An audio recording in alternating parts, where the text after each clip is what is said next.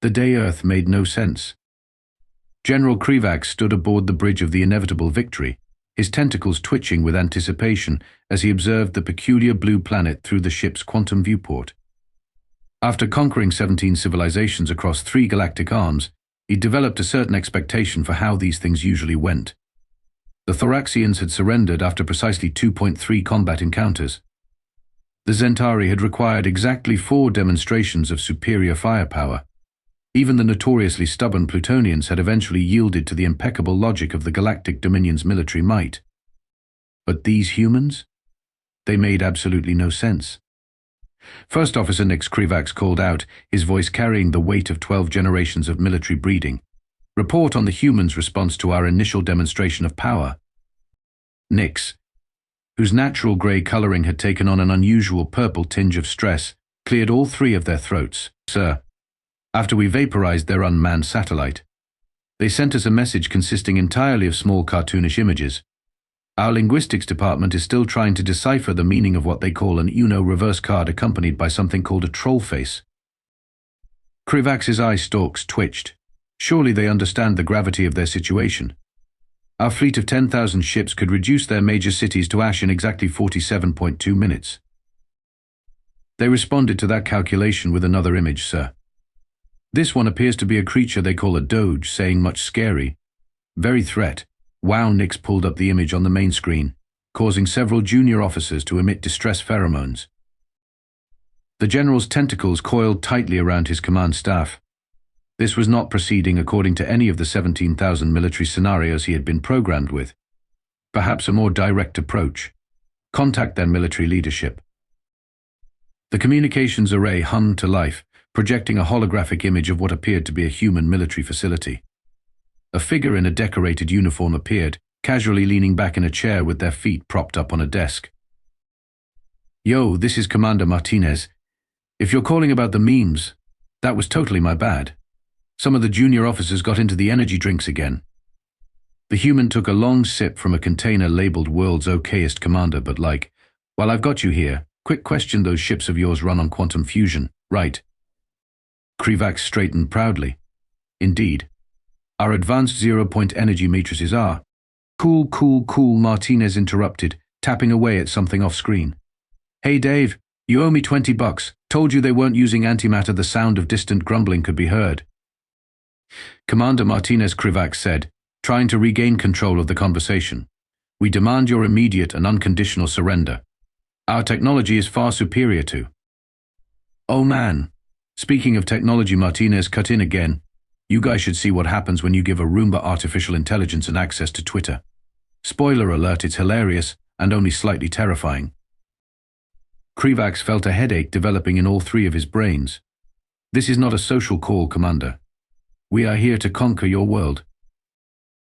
Yeah, about that. Martinez finally sat up straight, and for the first time, Krivax noticed the glint of something dangerous in their eyes. Here's the thing, we humans have this weird habit. When someone tells us something's impossible, we take it as a personal challenge. When someone says we can't do something, they grinned, and it reminded Krivax uncomfortably of the apex predators he'd studied in xenobiology. Well, that's usually when we do our best work. First Officer Nix Krivax said slowly, prepare the primary weapon systems. Oh sweet, Martinez exclaimed. We were hoping you'd say that. Dave, fire up the quantum thingamajig we reverse engineered from their satellite debris. The what? Krivax's eye stalks shot up in alarm. That's impossible. You couldn't have. The transmission cut off abruptly as every warning system on the inevitable victory began screaming in harmony. Somewhere in the distance, Krivax could have sworn he heard human laughter. This was definitely not going according to plan. The first confrontation. The next 24 hours aboard the inevitable victory were what human military historians would later describe as a complete and utter goat rodeo. General Krivax had expected the humans to respond to their show of force with either immediate surrender or, at minimum, a properly formatted declaration of war. Instead, they got TikTok videos. Sir Nix reported, their voice cracking with stress. The humans are broadcasting something called Top 10 Alien Invasion Fails Number 7 will shock you. Ignore their primitive psychological warfare, Krivax commanded. though his tentacles were knotted so tightly they'd need professional massage therapy later. Deploy the primary battle fleet. Standard invasion formation Delta 7. The massive alien armada moved into position, their ships arranging themselves in a geometrically perfect attack pattern that had succeeded in 17 previous conquests. It was beautiful. It was intimidating. It was immediately ruined by Commander Martinez.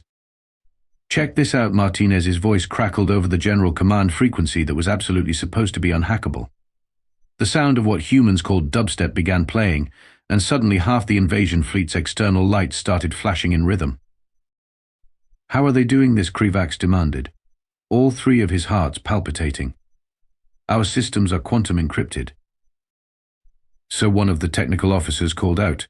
They appear to have written the encryption key on a sticky note and stuck it to one of the debris pieces from their satellite. "That's not possible. That's not how quantum encryption works."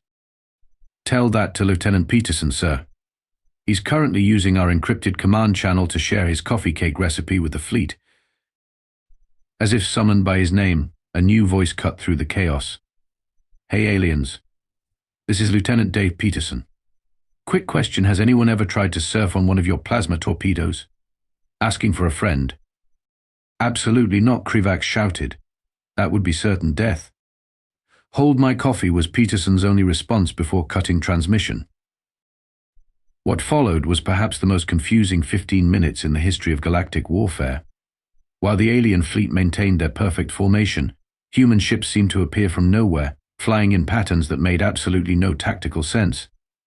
They were breaking every rule of space combat, and somehow it was working. Sir Nix called out, their voice reaching a pitch previously thought impossible for their species. "The humans are."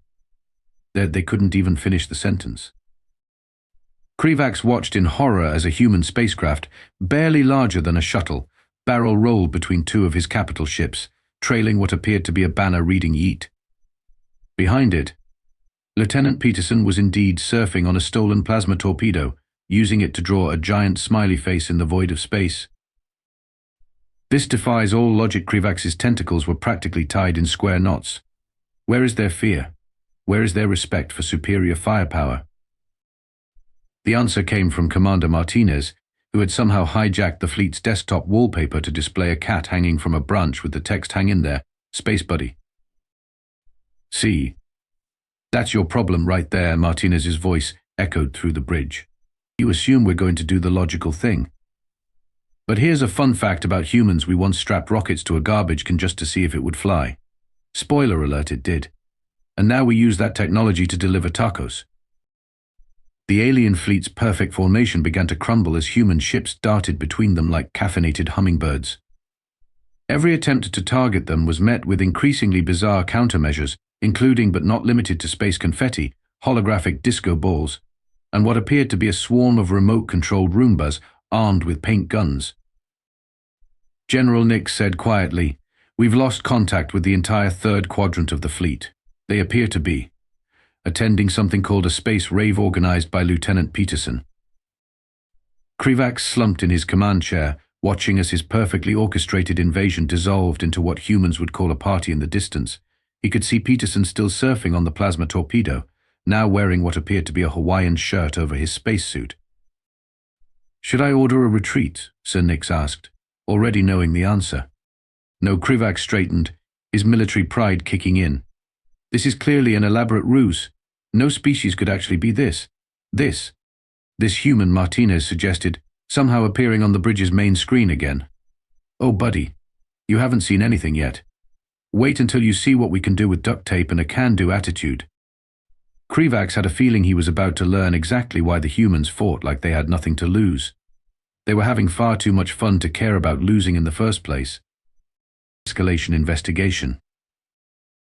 After the disaster that humans were already calling the Great Space Party of 2025, General Krivax did what any sensible military commander would do. He called in an expert.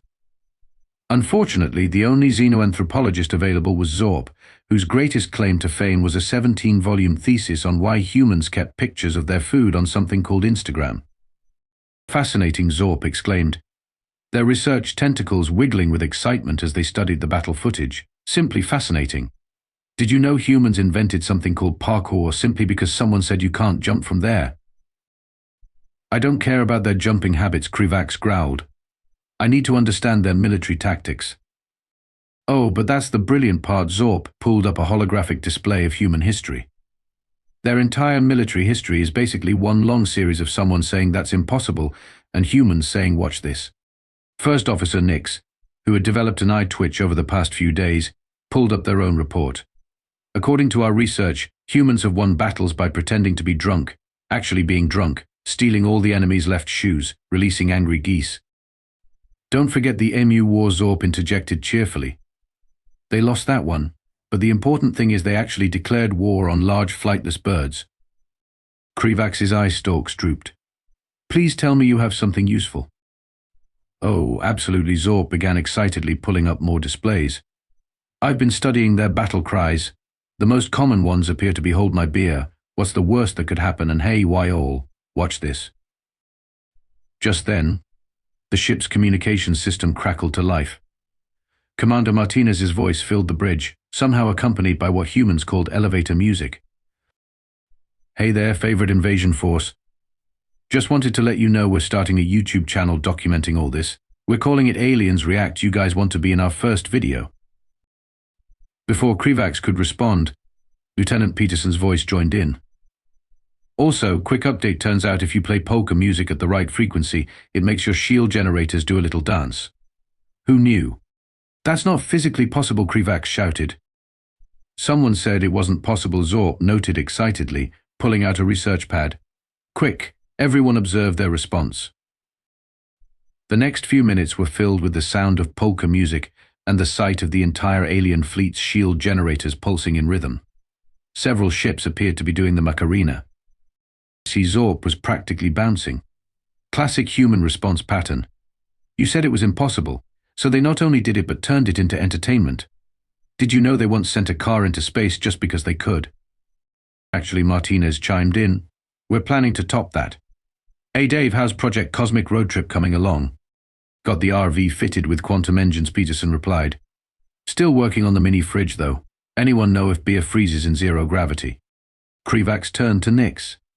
Please tell me we at least understand their chain of command.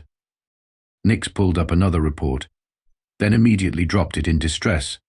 Sir, according to our observations, their entire command structure appears to be based on who has the most interesting ideas and who can say I outrank you the fastest. That's not even the best part, Zorp added. They have this concept called malicious compliance where they follow orders exactly as given, specifically to show why those orders were stupid. It's like weaponized sarcasm. The general's tentacles were now so tightly knotted that the ship's medical officer was standing by with scissors. There has to be some logic to their actions, some pattern we can predict.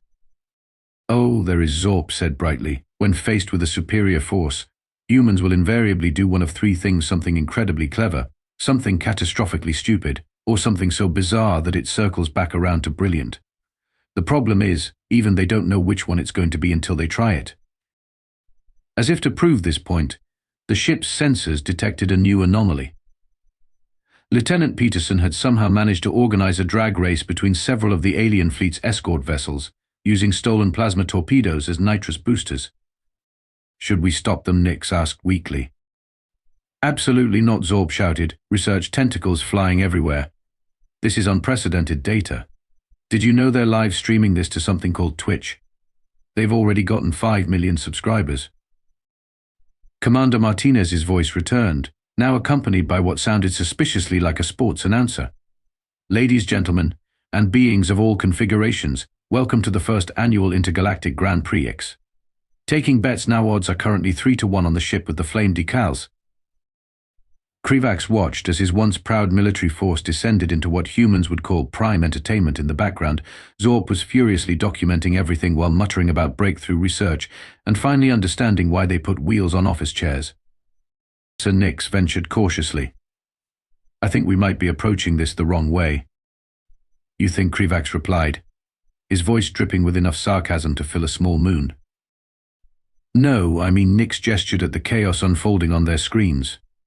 Maybe we should stop trying to understand them and just accept that this is how they are. From the communication system, Peterson's voice rang out again. Hey, who wants to see if we can make a rainbow in space using quantum exhaust and glitter? For science came the reply from what sounded like half the alien fleet. Krivax had a feeling this was going to be a very, very long invasion. The breaking point. General Krivax's breaking point came exactly 3 days, 7 hours, and 14 minutes into what humans were now calling the most lit invasion ever. It wasn't the fact that Lieutenant Peterson had somehow taught half the fleet to do synchronized swimming with their ships. It wasn't even Commander Martinez's viral TikTok series Aliens Try Human Foods, though the episode with the hot sauce had resulted in 3 diplomatic incidents and 1 spontaneous combustion. No. The breaking point came when he discovered what humans called memes. Sir Nix reported, their voice carrying the dead inside tone of someone who had seen too much. They've started photoshopping your official portrait. They're doing what now? The main screen filled with images. There was Krivax in a flower crown. Krivax with googly eyes. Krivax recreating famous human movie scenes. And worst of all, something called a Lo-fi Beats to Invade Earth to animation featuring a cartoon version of him studying at a desk. The humans call it spreading the good vibes. Zorp supplied helpfully, still taking notes. Apparently it's a form of affection. They only mean things they love. I don't want their love, Krivax shouted, all 3 of his hearts pounding. I want their surrender. Oh, about that, Martinez's voice cut in through what was definitely supposed to be a secure channel. We made you a PowerPoint presentation explaining why we can't surrender right now. Dave hit it. The bridge screens were suddenly filled with a presentation titled, Why We Can't Surrender, Sorry Not Sorry, complete with Comic Sans font and rainbow transitions. Each slide was worse than the last. Slide 1, we're having too much fun. Slide 2, still haven't shown you our collection of dad jokes. Slide 3, Karen from accounting says no. Slide 4, Mercury is in retrograde. Slide 5, we just started a really good Netflix series. This is psychological warfare, Krivax sputtered. Actually, Peterson chimed in. This is just procrastination. You haven't seen our psychological warfare yet. Hey, who wants to see what happens when we introduce the alien AI to cat videos? Before anyone could stop him, Peterson had somehow uploaded the entire history of cat videos to the fleet's central computer. The results were immediate and catastrophic. Error cannot compute, the AI announced. Felines defy all known laws of physics and logic. Initiating existence crisis. Oh no, Nix whispered. Oh yes, Zorp exclaimed, adding another chapter to their research. The fleet's AI, previously the pinnacle of logical computing, began displaying cat memes on every screen. Weapons systems started making PSPSP sounds. The navigation computer would only give directions in relation to the nearest theoretical cat. You don't understand, Krivax was practically pleading now. We have protocols. Procedures. A proper invasion has rules. Bold of you to assume we follow rules, Martinez replied cheerfully. Hey, remember that quantum encryption you were so proud of? Dave's grandmother just cracked it using her iPad during bingo night. That's impossible. She can't. Never tell a grandmother she can't do something, Peterson interrupted solemnly.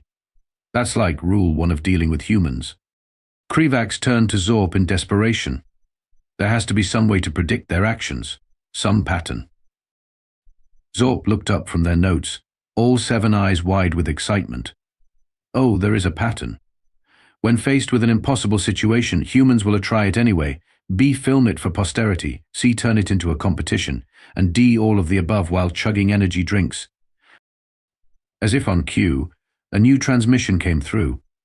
It was a group of human engineers, surrounded by empty energy drink cans, looking far too excited.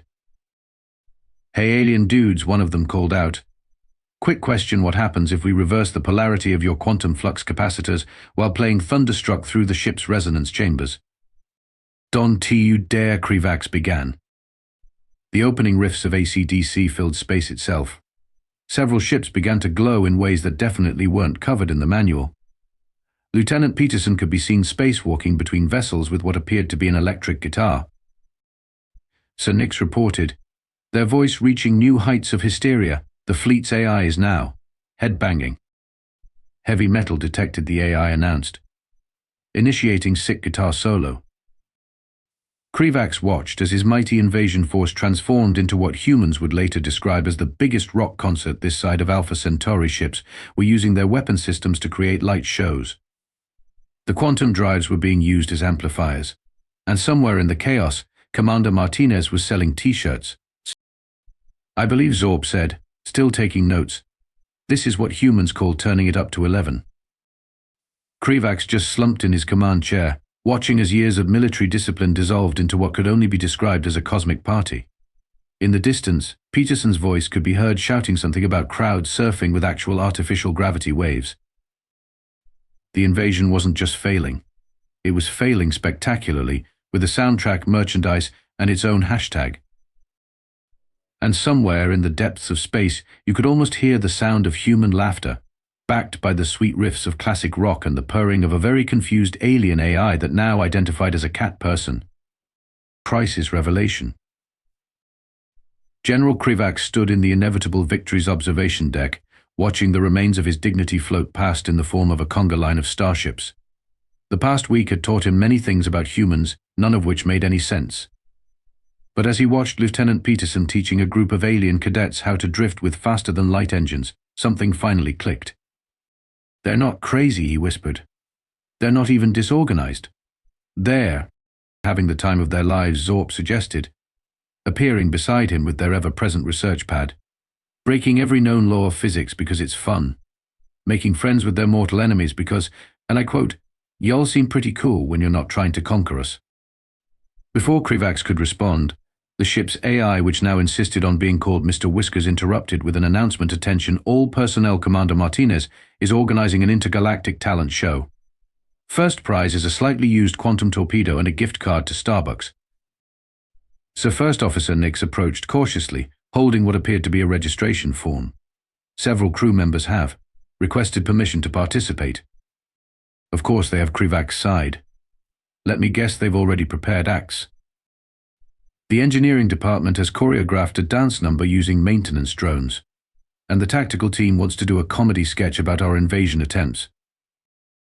Just then, Commander Martinez's face appeared on every screen, wearing what appeared to be a game show host's outfit. "Ladies, gentlemen, and beings of indeterminate configuration. Before we start the talent show, we have a special presentation. Dave, show them what humanity does best." The screen switched to a montage of human history. But not the wars or the conquests. Instead, it showed humans helping each other. Strangers pulling together in disasters, scientists collaborating across borders. And most importantly, humans facing impossible odds with a grin and a terrible plan that somehow worked anyway. "See, here's the thing about humans," Martinez explained, their voice uncharacteristically serious. "We're not fearless because we have nothing to lose. We're fearless because we have everything to gain. Every impossible thing we've done started with someone saying, 'I bet we could,' and ended with someone else saying, 'Holy crap, we did it.'" Krivax watched as the montage continued, showing humans turning potential disasters into triumphs through sheer audacity and cooperation. But how do you know it will work?" "That's the neat part," Lieutenant Peterson chimed in, somehow broadcasting while doing backflips in zero gravity. "We don't. We just try stuff until something works. Sometimes we fail spectacularly, but hey, at least it makes a good story. And that's why we can't lose," Martinez continued. "Because for us, failure isn't the end, it's just the beginning of an even better attempt. Also, we've already turned this whole invasion into a reality show. We're trending on 7 different planets." Zorb's research tentacles were practically typing at light speed. "Fascinating. They've weaponized optimism itself, and they've somehow convinced half our fleet to join their social media networks." Indeed, the invasion force had undergone a strange transformation. Ships that once flew in perfect military formation were now decorated with fairy lights and bumper stickers. The quantum communication network was being used to share memes and cat videos.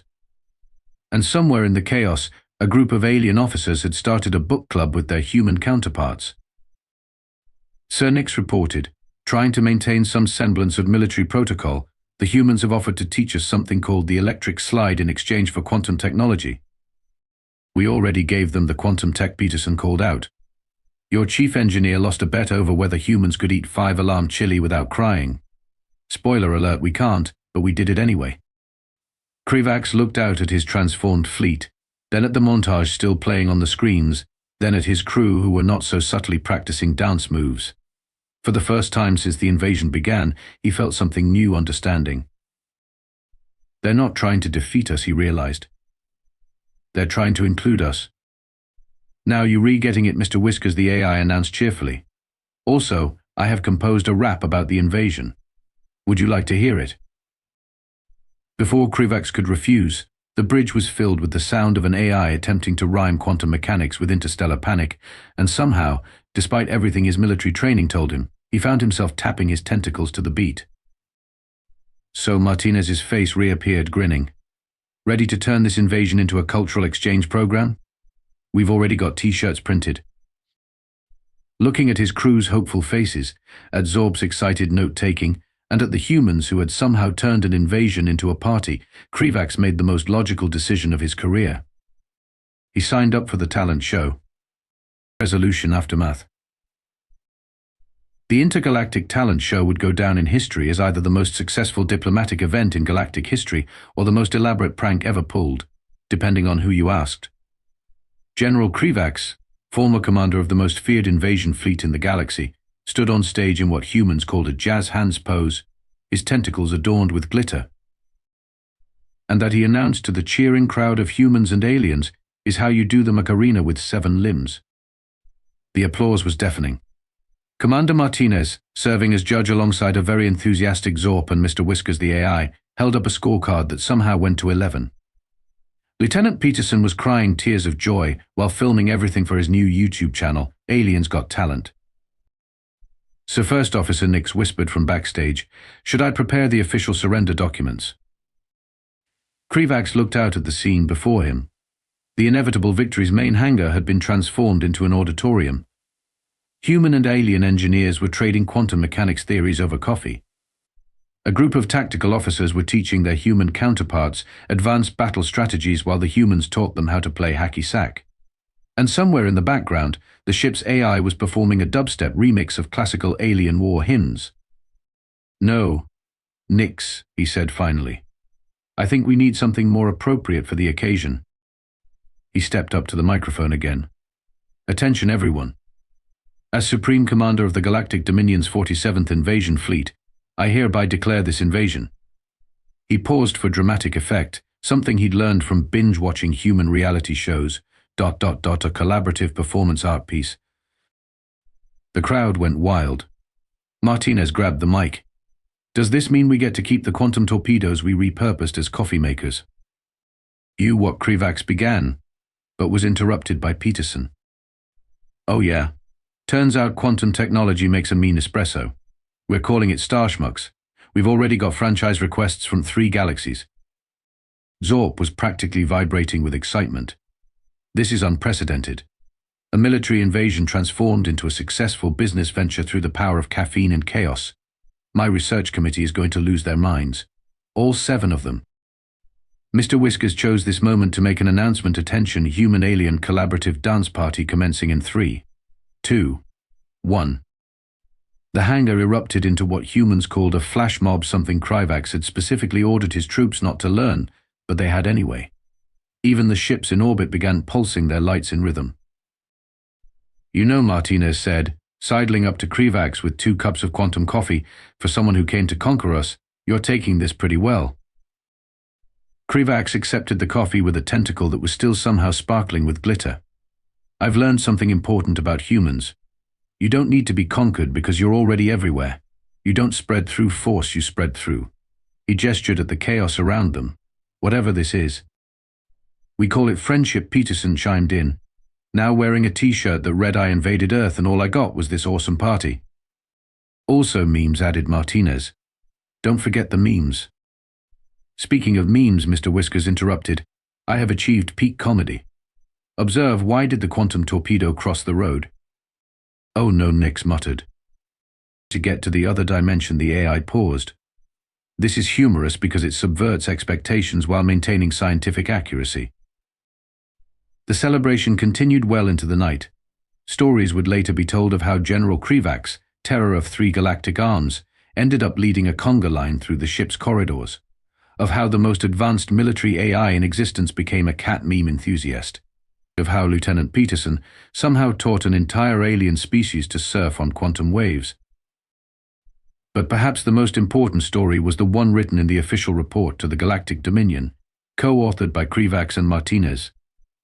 Mission status: technical failure, critical success. Recommendation: immediate implementation of human chaos theory into military doctrine. Also, investment in coffee futures. EPS.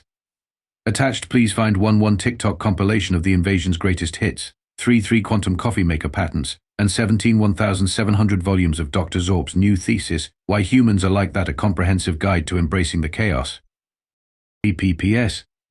No, we cannot explain how they taught our ships to do synchronized swimming. We've learned it's better not to ask. And so ended the first and last attempted invasion of Earth. Not with a bang, but with a bang. But with a party. The humans had won by simply being human, and somehow that was the most logical outcome of all. As for General Krivax, he retired from the invasion business and opened a chain of coffee shops with Commander Martinez. They called it Invasion Brew, where every cup is out of this world. It was an immediate success across 17 galaxies. Because if there's one thing humans taught the universe, it's that anything is possible with enough coffee, chaos, and the occasional quantum physics violation.